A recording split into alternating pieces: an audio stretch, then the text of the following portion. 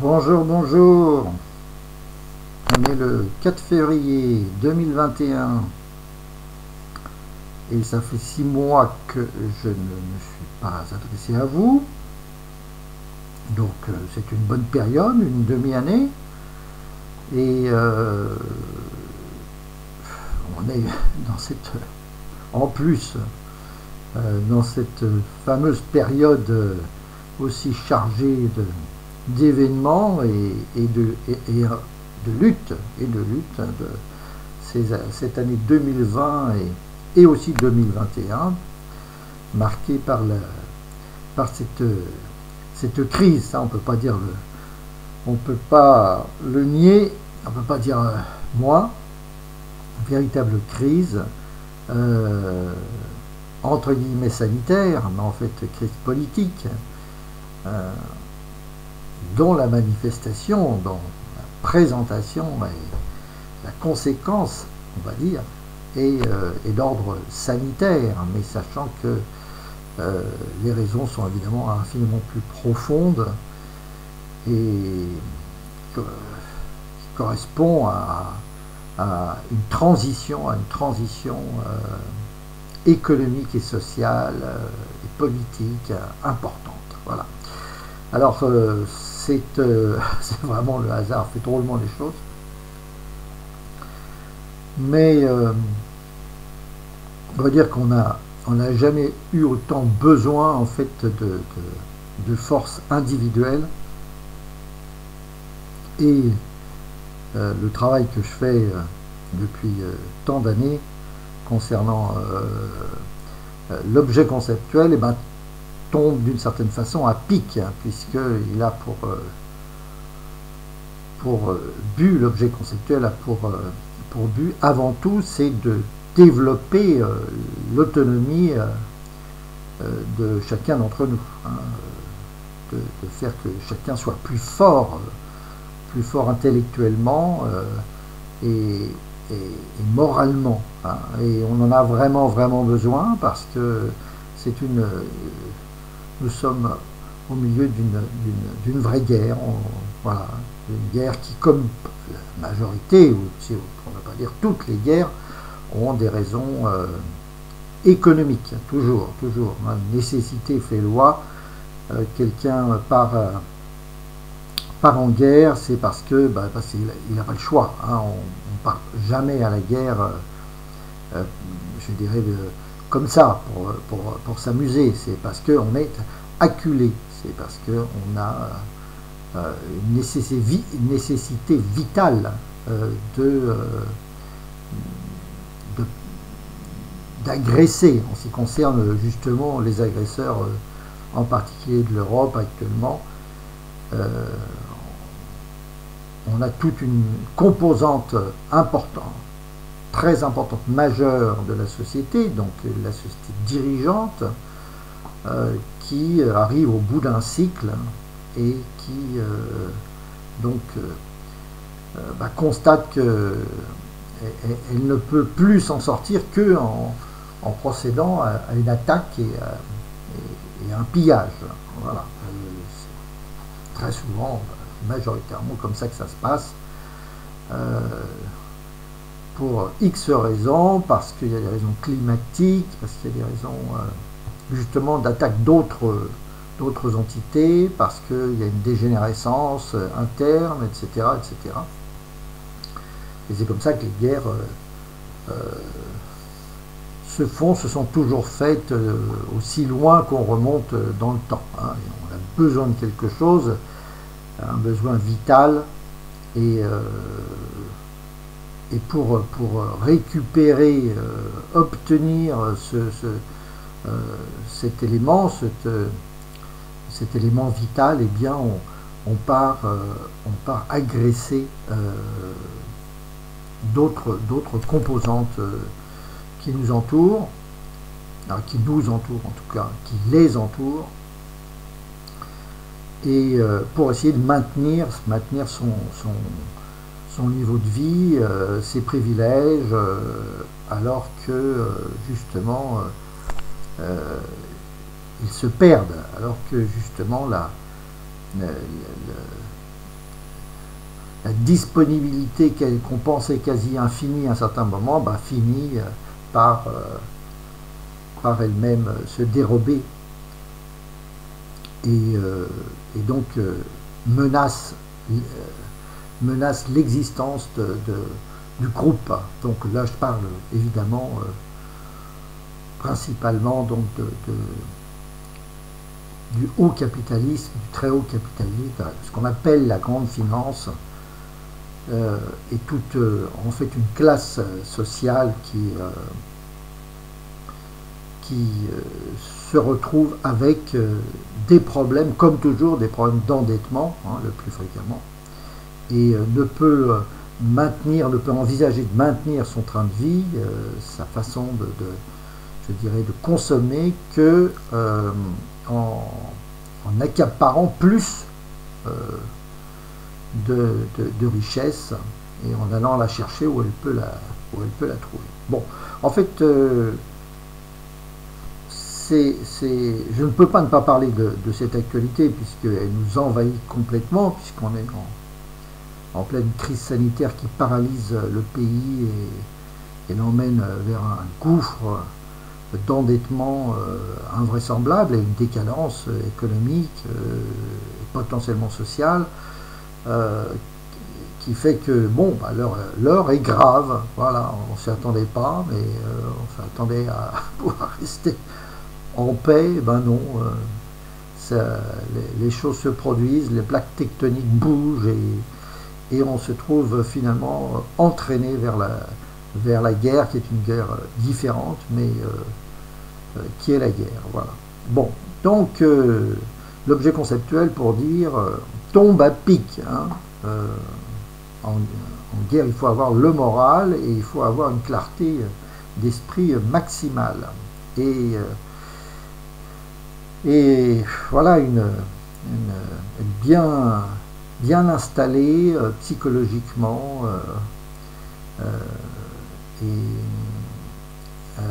avoir tous ces moyens, quoi. Et l'objet conceptuel est une des voies pour justement avoir cette force morale et cette sérénité nécessaire aux combattants. Voilà, donc ça tombe bien, on va dire. Voilà, déjà que c'était pas facile, mais enfin donc là ça devient encore plus concret. L'agression est de plus en plus manifeste et donc les qualités nécessaires à celui qui veut se battre, ne pas se laisser faire et ne pas se laisser abattre, hein, et ne pas se laisser voilà, conquérir et soumettre, eh bien ces qualités-là eh bien,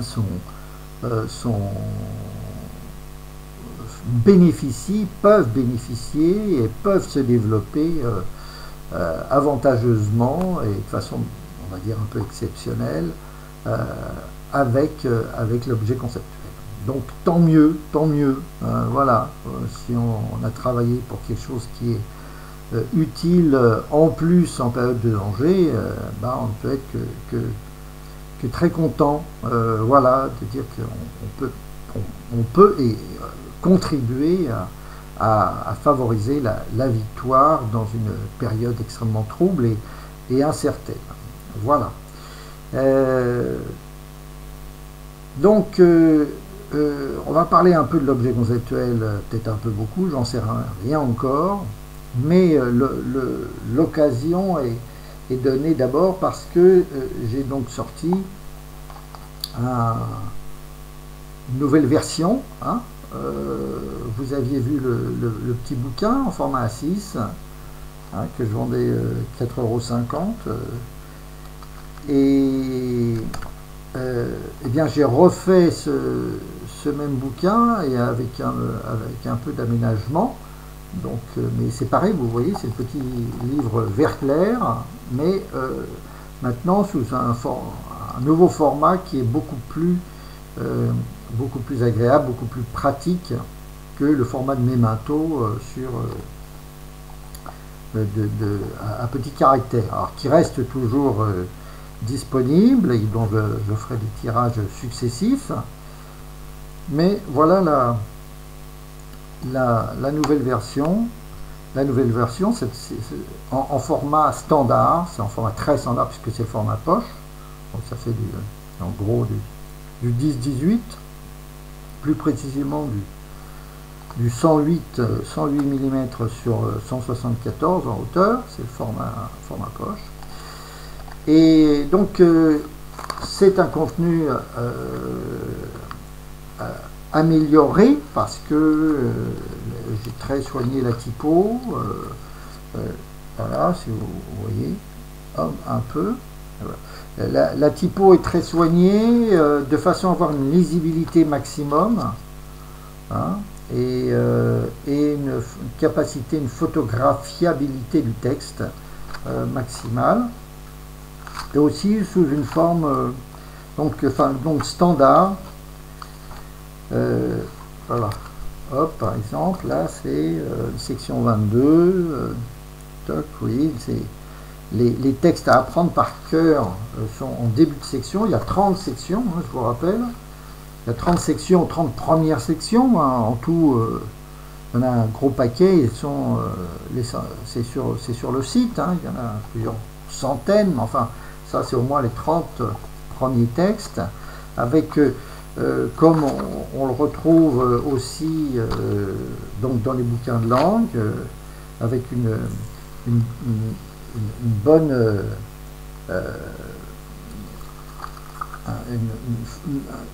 un format standard de chaque leçon, chaque section, chaque leçon. Voilà, là donc il y en a 30. Et avec une très bonne lisibilité. Très bonne lisibilité. C'est du semi-bold, voilà, plus de l'Arial Black, voilà. Et selon mon habitude, c'est fait pour être lu facilement. Ça a un format de semi-poésie.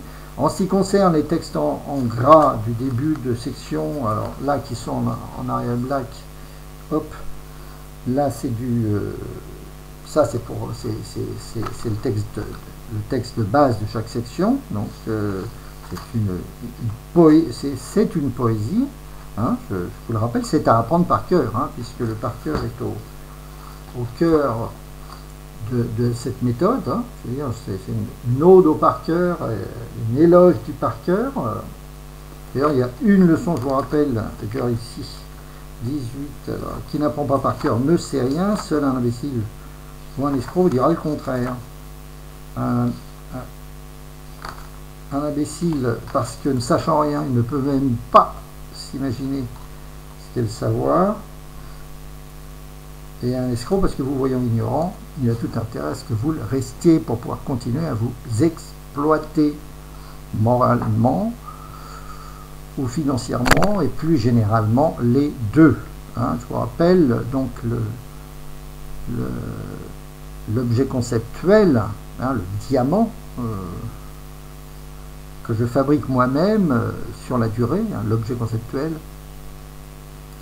l'objet rendu progressivement, très progressivement, parfait, consciemment, volontairement, avec le temps, transformé progressivement en diamant, transformé très progressivement, consciemment, volontairement, en diamant. Hein, l'objet conceptuel, maintenant d'ailleurs le titre, c'est devenu même au niveau du titre, du nom du bouquin, hein, c'est de la méthode, c'est l'objet conceptuel, le diamant, l'objet transformé en diamant. Voilà. Ça part de là, hein, c'est le principe de base. C'est-à-dire que je prends n'importe quel sujet qui m'intéresse, n'importe quel sujet qui a été wikipédiaisé, hein, qui a été encyclopédiaisé, donc qui est tellement important, tellement intéressant, donc ça a une rubrique qui a été travaillée de façon la plus approfondie possible et la plus synthétique possible dans l'encyclopédie, aujourd'hui dans Wikipédia, qui est le super encyclopédie, qui est 1000 fois digne de l'œuvre de Diderot et d'Alembert du siècle des Lumières, hein, de la pré-révolution, à laquelle ils ont contribué, hein, très fortement. Hein, disponibilisation du savoir sous une forme très normalisée, qui est l'encyclopédie du XVIIIe siècle, et qui a d'ailleurs donné un prestige extraordinaire à la France. Hein. C'était le siècle des Lumières, et dans cette lumière, il y avait énormément, et systématiquement, on pensait à l'encyclopédie, au travail de l'encyclopédie. Et on a aujourd'hui la même chose, hein, c'est-à-dire que grâce à Wikipédia, le phénomène Wikipédia, c'est justement une disponibilisation du savoir très très bien fait, très accessibilisé, moyennant un effort très important de milliers de gens, hein, travaillant de façon désintéressée ou semi-désintéressée, etc. Et des meilleurs, voilà. Et ce Wikipédia est dans le prolongement strict, absolu et sacré, je vais dire, de l'œuvre des encyclopédistes du XVIIIe siècle.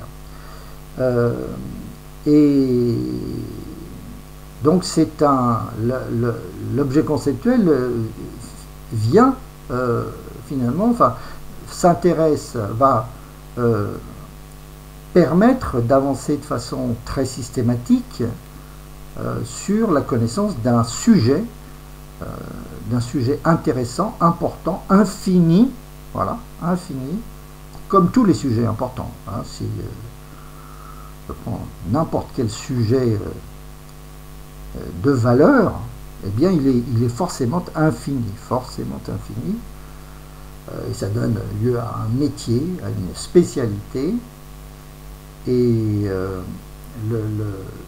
sa préhension, sa compréhension, son acquisition par le texte, via le texte, via la chimie, la véritable magie du texte écrit, mais aussi du texte avant, et c'est ça l'apport, du texte appris, hein, du texte appris, c'est-à-dire il faut le texte, et après, la phase 2, c'est j'apprends ce texte, et j'apprends comme c'est lourd de sens, comme c'est incompréhensible, comme il a fallu des dizaines, des centaines d'années pour acquérir l'expérience et la science de ce sujet, n'importe quel sujet, l'affinage de la farine, tout sujet, la lumière, la fabrication d'une ampoule, n'importe quoi, je tire au hasard, la bataille de Castillon qui a libéré la France et qui a permis de reconquérir la Normandie et de chasser du sol de France les Anglais, de constituer ce qu'est la France, la bataille de Castillon. Voilà, c'est 1453 aussi à peu près, ou 50. Voilà, qui clôt la guerre de 100 ans, qui aura été menée par Charles VII sur la stimulation d'Agnès Sorel, ça je l'ai appris il y a une semaine, fascinant, et grâce notamment à une évolution majeure de l'artillerie et du canon, qui passe du canon à gros boulet pierreux, de pierre, au canon en acier, beaucoup plus fin, et avec un boulet en métal, beaucoup plus performant, beaucoup plus puissant, et la France, enfin l'armée française a eu le vent qui s'est tourné en sa faveur. Autant les Français s'étaient fait bousiller justement par la supériorité technique des archers anglais. Eh bien, à l'occasion de cette fin de guerre de 100 ans, eh bien, c'est le même principe d'évolution technique qui va donner un gros avantage aux Français et leur permettre de récupérer et même d'agrandir considérablement le territoire national. D'ailleurs, c'est très enrichissant. Alors voilà, parce que c'est bien la preuve que les batailles ne sont jamais perdues et que même après les pires défaites, eh bien, tant qu'il reste la vie, il reste l'espoir et que cet espoir souvent se concrétise. Et ça donne de la force. Hein, je veux dire, l'histoire, pourquoi fait-on de l'histoire? C'est pour justement se sortir de nouveaux mauvais pas et en prenant confiance et voilà, en reprenant l'espoir, en puisant justement dans tous ces événements sur 2000 ans, 3000 ans, 5000 ans, eh bien, des raisons objectives de croire que en fait une bataille n'est jamais perdue, une guerre n'est jamais perdue, et que le vent tourne, et que celui qui garde la tête froide, eh bien se conserve la possibilité de profiter le moment venu d'un changement de situation, quoi. Voilà, c'est pour ça qu'il faut toujours continuer à se battre et rester en vie, ne pas baisser les bras. Et donc c'est un des immenses intérêts de la connaissance de l'histoire. L'histoire nous sert à de futures victoires. Voilà, l'histoire pour la victoire. Voilà. Donc c'est pour ça qu'il faut savoir, notamment de l'histoire, permet et prépare les victoires. Voilà. Donc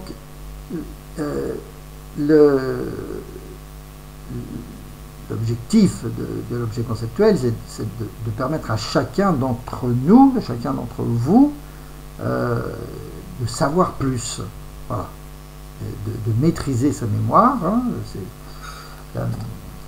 il s'est bien marqué, hein, la mémoire et l'intelligence pour tous. La mémoire et l'intelligence pour tous. Et pour moi, de toute façon, tout ce que je dis, je l'ai déjà 10 fois sur les 15 années ou les 10 années d'enregistrement. Dans 2014, oui, on va bientôt arriver à 10 ans, premier enregistrement. Tout ça, l'objet conceptuel, premier écrit 1994 à peu près, donc on va bientôt arriver à 30 ans. Donc je répète toujours, mais j'enrichis toujours aussi. Hein, il n'y a pas une journée où il n'y a pas des nouveautés, de nouveaux flashs. Et c'est vrai dans toute matière. C'est vrai en musique, c'est vrai en juridique, c'est vrai en tout, en finance. Voilà, il y a une journée dans laquelle je n'ai pas 10 flashs ou 20 flashs, voilà, une surprise considérable ou plus, voilà, ça n'existe pas, voilà. J'ai pas une journée où je prends pas mon pied face à des révélations, quoi, face à des nouveautés, des choses que je n'avais pas encore comprises et que je n'avais pas encore saisies, qui étaient encore dans l'ombre et qui là surgissent et m'émerveillent et me donnent une sensation euphorique extraordinaire. Hein. L'objet conceptuel, c'est le panard, hein. C'est quand même, c'est le savoir panard. Voilà, c'est le grand pied. Hein. Ça donne une lumière à chaque heure de l'existence qui est quand même, voilà, hein, qui vaut son pesant, hein, qui veut son pesant d'or. Voilà, qui vaut son pesant de pierres précieuses, de rubis, de diamants. Voilà. Donc, on joint l'utile à l'agréable. Hein. C'est hyper utile de savoir toujours plus, de façon générale et de façon spécialisée, donc que ce soit dans le cœur du métier ou en culture générale. Les deux sont absolument nécessaires. Et donc c'est l'utile et l'agréable. Et l'agréable, c'est le fait qu'il n'y a pas une heure de la journée dans laquelle je ne me régale pas. Et quand je ne me régale pas, ça veut dire que je suis complètement, effectivement, dans le cirage.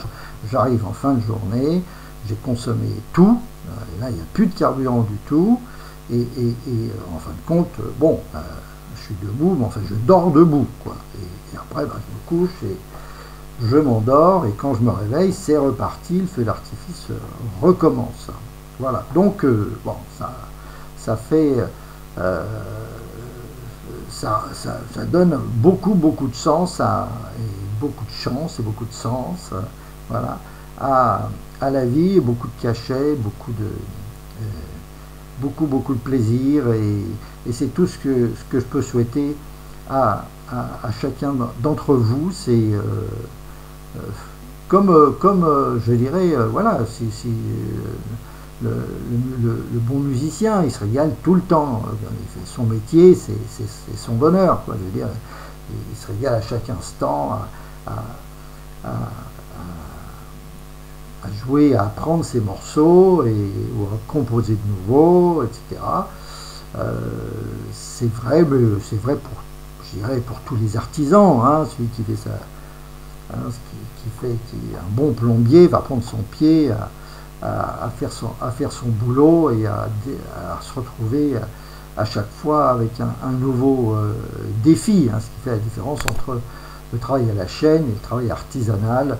Le travail artisanal, c'est un bonheur de chaque instant, et c'est un apprentissage de chaque instant.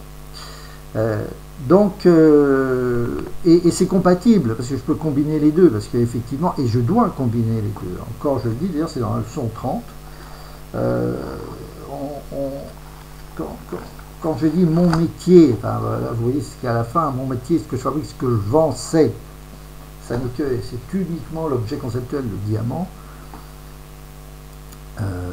l'objet transformé en diamant, consciemment, volontairement, en le séancisant, en me consacrant, eh bien, ce travail de synthèse, ce travail de construction de la connaissance très méticuleux, mais en même temps très maîtrisé et très plaisant, est à 100% compatible, compatible avec tout métier, au contraire. C'est-à-dire, en fin de compte, au travers de l'objet conceptuel, j'offre une méthode systématique, comme la lecture, hein, comme le solfège si je suis musicien, comme les règles, l'apprentissage des règles de composition musicale. J'offre une technique comme la lecture, donc qui est transverse, qui est valable quel que soit le domaine, pour développer sa connaissance parfaitement organisée et parfaitement opérationnelle, qui est à l'opposé du sur le tas.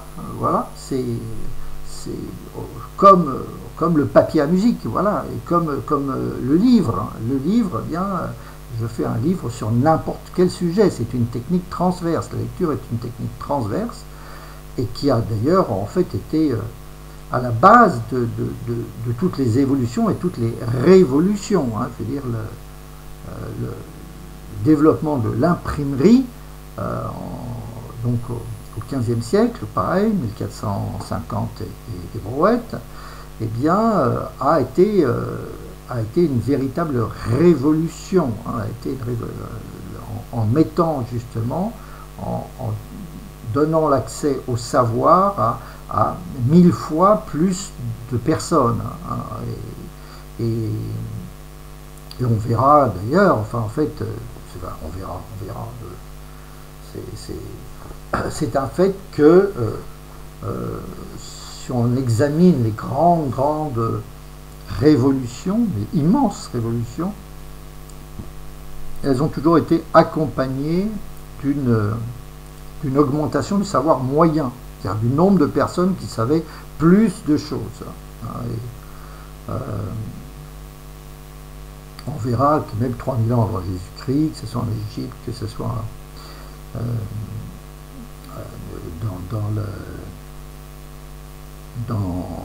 enfin en actuel Irak, à Ur, voilà, les premières grandes civilisations, et en Chine, eh bien, on aura à chaque fois, et chez les Mayas c'était pareil, etc., on aura toujours de façon simultanée, en fait, la mise au point de moyens d'écriture et de lecture, donc c'est-à-dire de conservation du savoir et de diffusion du savoir, d'acquisition du savoir par un élément technique particulier, c'est-à-dire avec un système de codage, d'écriture, avec un système de support, que ce soit avec de l'argile, ou que ce soit avec des bouts de ficelle, avec des nœuds, etc., comme notamment chez les populations d'Amérique du Sud, mais aussi, puisque on le voit avec le sanskrit, hein, on a des ficelles avec des nœuds, hein, c'est-à-dire l'écriture, les premières formes d'écriture, voilà, comportent notamment justement ce codage avec des éléments assez solides et en même temps faciles à constituer, hein. Donc que ce soit la gravure, hein, cunéiforme, ou que ce soit justement ces systèmes là un peu formidables d'enroulement d'éléments fileux, quoi, de fils, etc.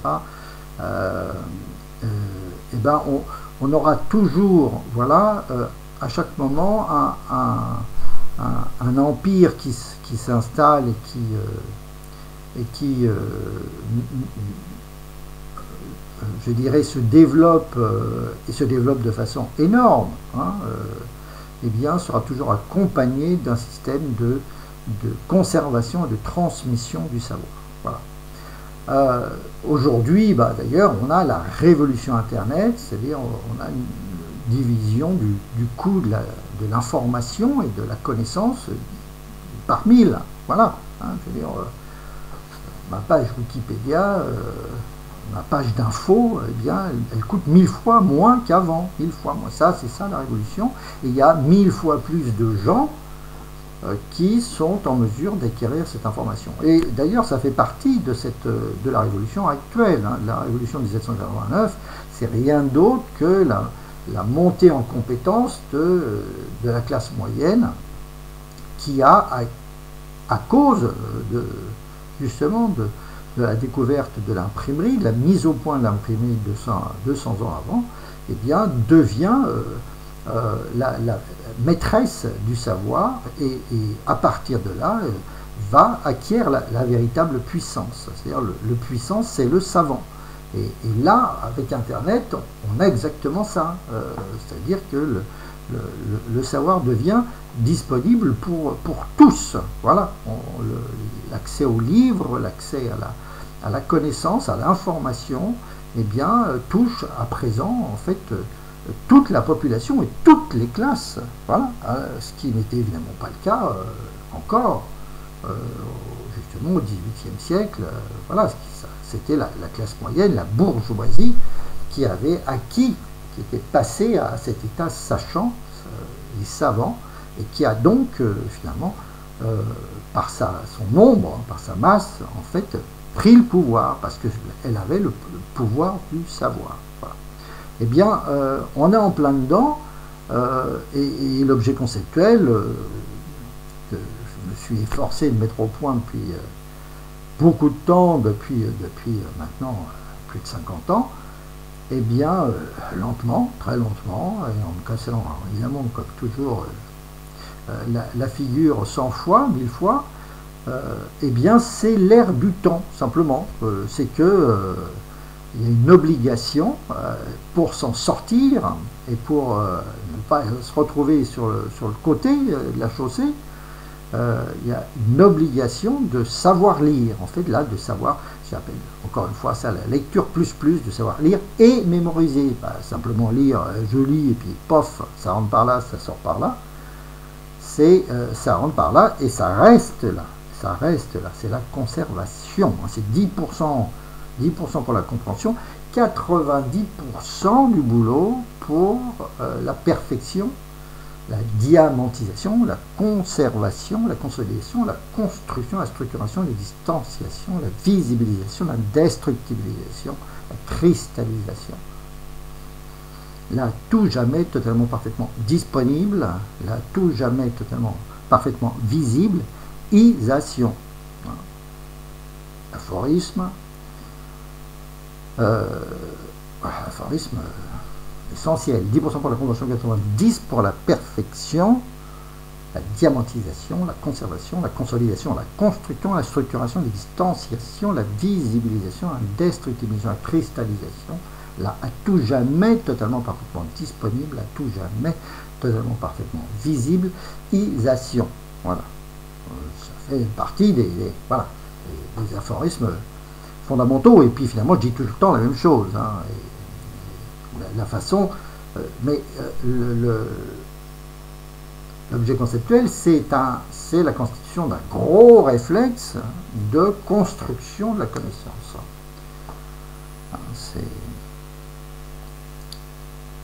C'est une façon de faire, c'est exactement comme la lecture. Est-ce que combien de temps je passe à lire par jour? J'y passe largement, je sais pas, au moins, quasiment les 2/3 de ma journée, hein, à lire comme ci, à lire comme ça, à lire de l'info, à lire de la connaissance, à lire des éléments de communication quotidien. C'est tout le temps, donc c'est un énorme réflexe. Eh bien, j'ajoute à cette lecture le travail, l'acte de synthèse, de mémorisation, de conservation. C'est-à-dire que je construis une connaissance et je la construis, une connaissance constituée de 10 000 éléments, et je range chacun des éléments de connaissance sous la forme d'un arbre, sous la forme d'un quartier conceptuel, d'une maison conceptuelle, d'une 10 000ité conceptuelle, d'une 100 000ité conceptuelle, d'un lieu conceptuel. L'objet conceptuel, le sujet, la bataille de Castillon, la bataille de Verdun, l'inflation, l'ADN, n'importe quel sujet est fort. En ce moment, l'ARN messager, donc tout le monde est obligé aujourd'hui d'acquérir des bases et des connaissances de biologie pour savoir est-ce que je prends ou je prends pas entre guillemets ce putain de vaccin, et lequel, voilà, et est-ce qu'il va pas me bousiller et faire de moi un autre être, est-ce qu'il ne va pas venir me bousiller mon ADN, etc. Donc l'ADN, ça devient un sujet, je dirais, très important, parce qu'il faut que c'est à moi de décider si je vais bouffer, si je vais me faire, je vais prendre ce nouveau, potentiellement ce nouveau vaccin à ARN messager, est-ce que ça ne va pas effectivement avoir des conséquences catastrophiques sur moi-même, sur ma descendance, etc. Et sur mes proches, enfin voilà, sur la vie, la santé de mes proches. Donc j'ai là des objets, des sujets que je suis obligé de développer pour prendre ma décision, comme dans le domaine politique. Hein.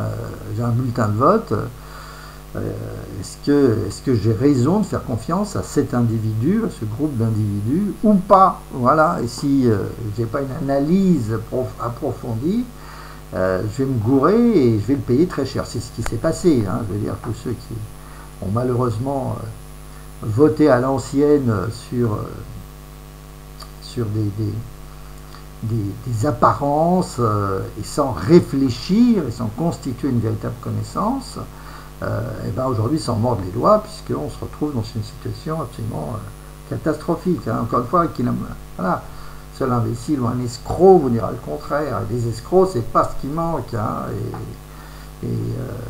Et tout le système qu'on tente justement à dévoyer des gens très intelligents de mille façons pour les amener potentiellement à contribuer à de l'escroquerie. Et plus les systèmes sont complexes, par exemple la finance, avec les produits dérivés, Dieu, c'est compliqué, mais ça a des conséquences, leur maîtrise ou leur non-maîtrise a des conséquences gigantesques. Et aujourd'hui, c'est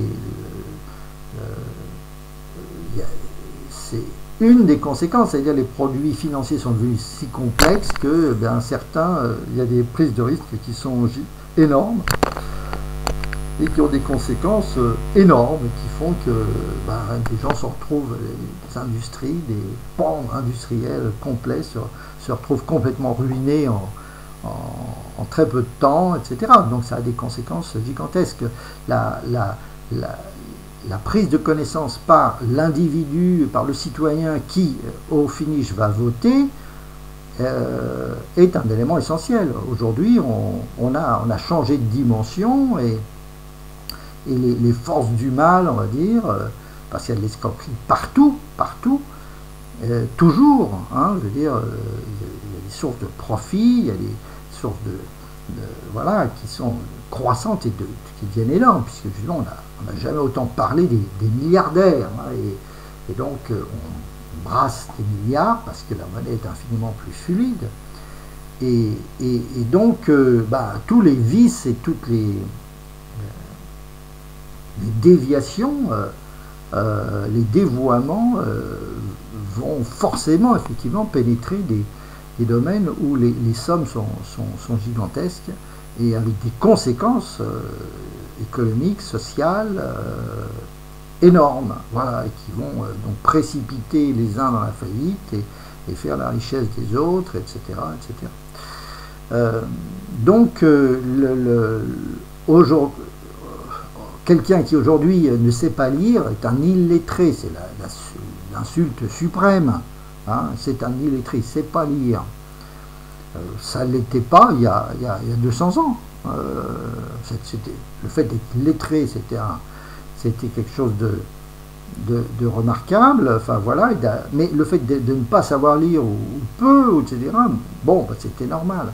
Alors qu'aujourd'hui, ne pas savoir lire, c'est vraiment c'est le comble de l'indignité, quoi. Eh bien, on passe à autre chose, c'est-à-dire la connaissance, c'est-à-dire celui qui est un ignare, qui ne sait pas. C'est-à-dire qu'il ne suffit pas de lire, il faut savoir. Il y a une différence entre lire et savoir. Entre la lecture et le savoir, il y a toute la partie mémorisation, c'est-à-dire le fait, pas seulement mémorisation, mais clarification.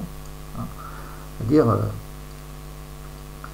l'objet conceptuel, c'est le diamant, c'est la connaissance très approfondie, voilà, très approfondie et très solide. C'est-à-dire, c'est le contraire de la connaissance superficielle, qui n'est pas du tout profonde. C'est-à-dire, j'ai une vague notion, j'ai 2-3 a priori, et qui n'ont rien à voir avec la maîtrise d'un sujet. La maîtrise d'un sujet, ça veut dire que je sais vraiment comment ça se passe. J'ai vraiment pigé, j'ai pigé à fond. Ça, j'ai la connaissance de l'ingénieur. En tout cas, si j'ai pas les connaissances encore de l'expert, oui, parce que l'expert, il faut du temps, et il faut toute une vie pour devenir expert, mais au moins j'ai une connaissance approfondie. C'est pas juste une connaissance fumeuse et infiniment superficielle. J'ai une connaissance assez solide. Et bien cette connaissance assez solide d'un sujet, c'est un énorme travail. C'est du travail. C'est de la lecture augmentée, lecture plus. C'est de la lecture mémorisée, et c'est de la mémorisée, et c'est de la connaissance parfaitement rangée dans son arbre, c'est-à-dire que j'ai parfaitement 3Disé. Hein, l'objet conceptuel, l'objet totalement évidencé, trivialisé, cristallisé, scannérisé, 3Disé, objectisé, maisonnisé, quartierisé,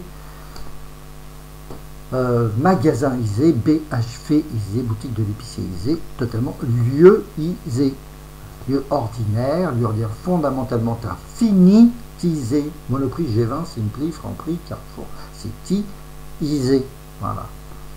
Ok, je peux me promener, je peux naviguer exactement comme dans la maison, dans mon quartier, dans ce magasin, Monoprix, G20, Simpli, etc. Hein, vous le faites avec n'importe quel sujet, encore une fois, hein, ça peut être aussi bien la rue de Belleville, effectivement, le BHV, ce magasin, Lafayette, etc. N'importe quel sujet, c'est-à-dire, effectivement, la connaissance que je vais avoir de l'ADN, que je vais avoir du japonais, que je vais avoir de la construction de la technique de construction d'une maison, du pilotage d'un avion, etc., eh bien, doit être totalement 3Disé, totalement quartierisé. Quartierisé, ça veut dire que tous les éléments sont accessibles en même temps. C'est 1000 éléments, 10 000, 100 000 éléments que je vois tous en même temps, toujours, et toujours tous en même temps, toujours tous en même temps. 10 000, 100 000 éléments que je vois tous en même temps, que je vois toujours tous en même temps,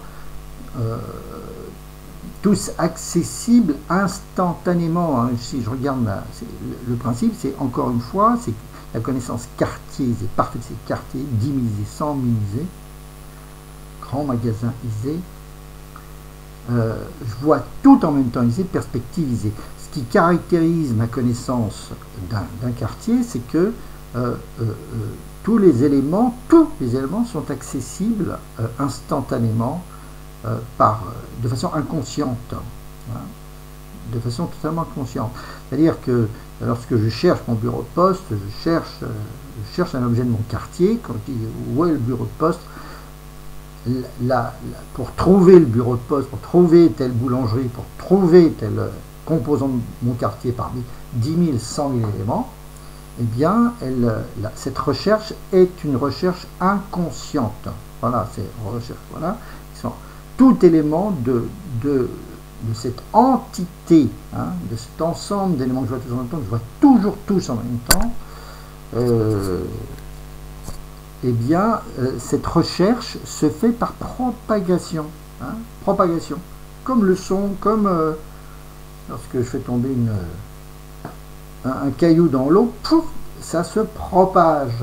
Hein, le son se propage. Pourquoi vous m'entendez? C'est parce que le son se propage.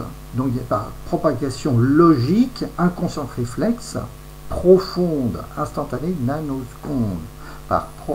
Tous les éléments sont accessibles, 10 000 éléments, 100 000 éléments, qui s'accessibilisent mutuellement, voilà, accessibles instantanément, voilà, inconsciemment, c'est ça qui est de façon réflexe pure, quand je cherche, voilà, telle pharmacie, je fais rien, ça se fait tout seul, c'est la fonction fondamentale. Il y a propagation de la recherche qui se fait sur l'ensemble, sur 100 000 éléments, et qui atteint en une fraction de seconde la pharmacie à cet endroit-là, la pharmacie près de l'église, voilà, la boulangerie qui est voilà, près de telle place, etc. Voilà. Pardon. C'est 100 000 éléments accessibles, toujours tous en même temps, voilà, par propagation inconsciente. Propagation logique inconsciente réflexe, propagation logique inconsciente réflexe.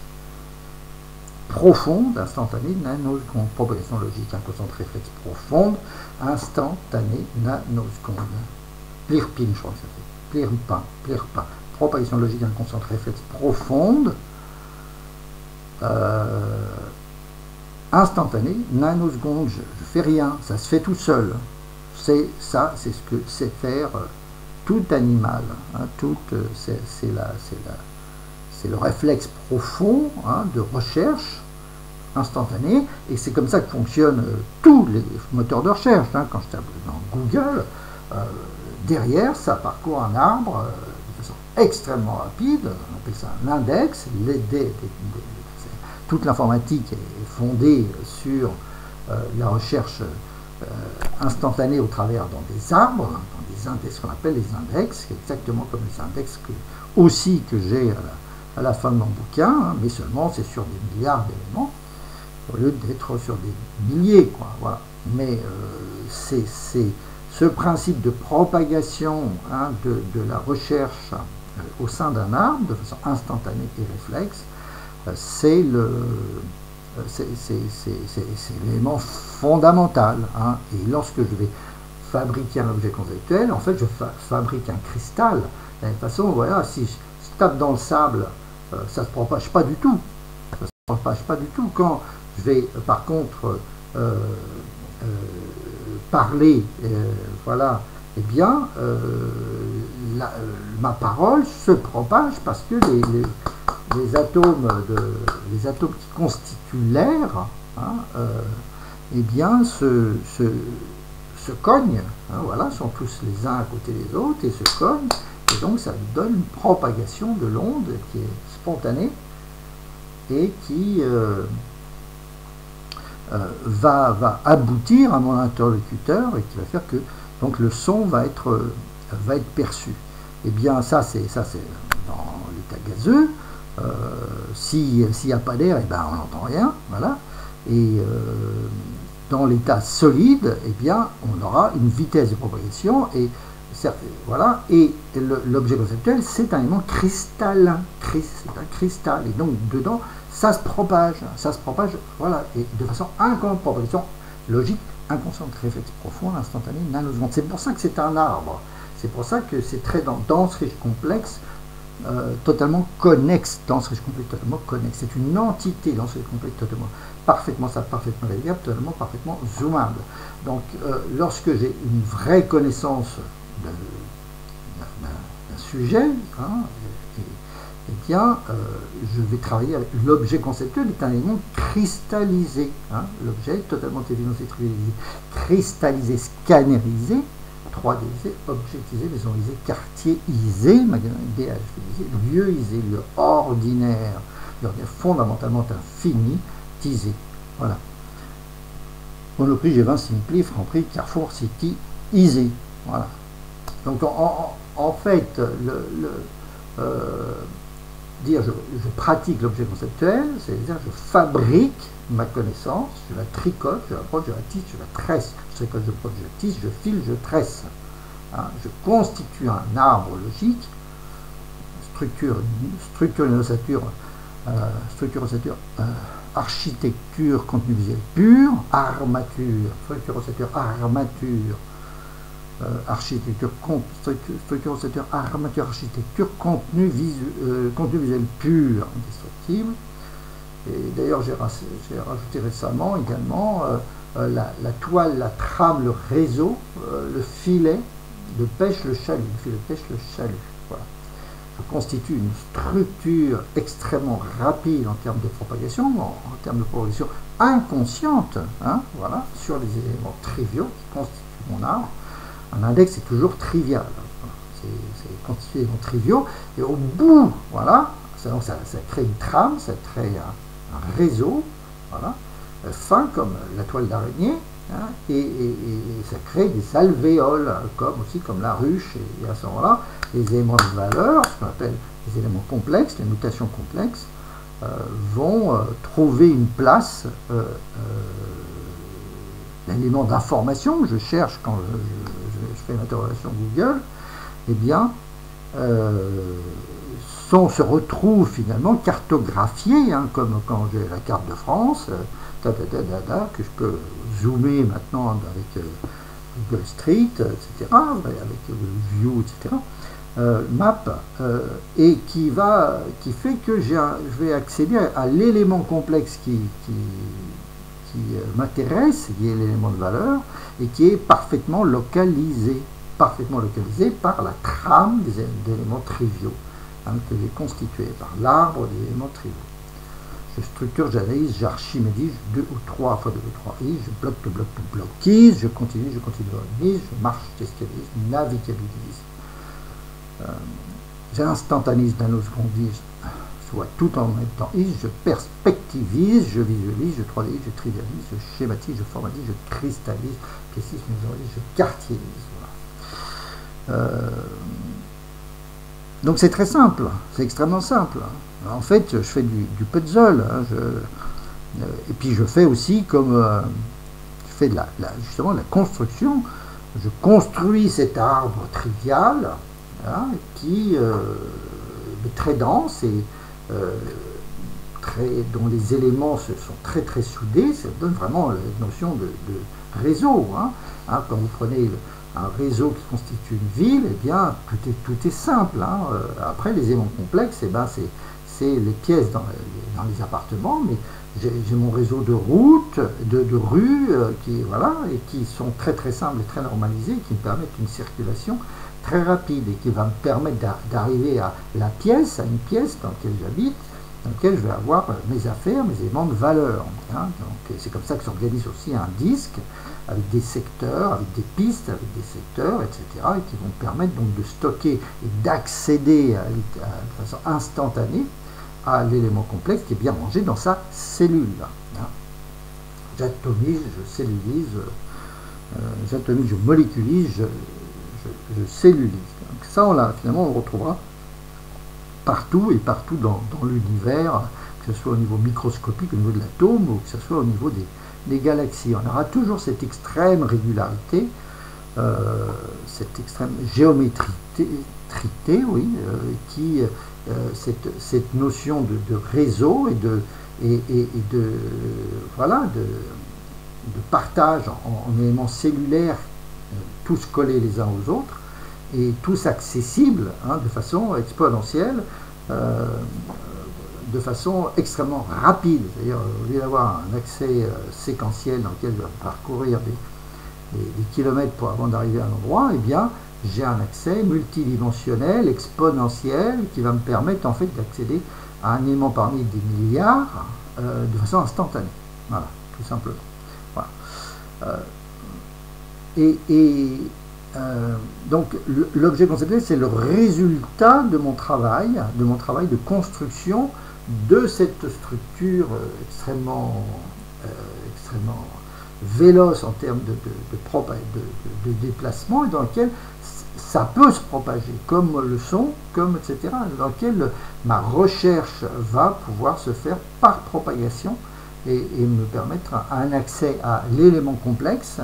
L'arbre est un arbre trivial, toujours, et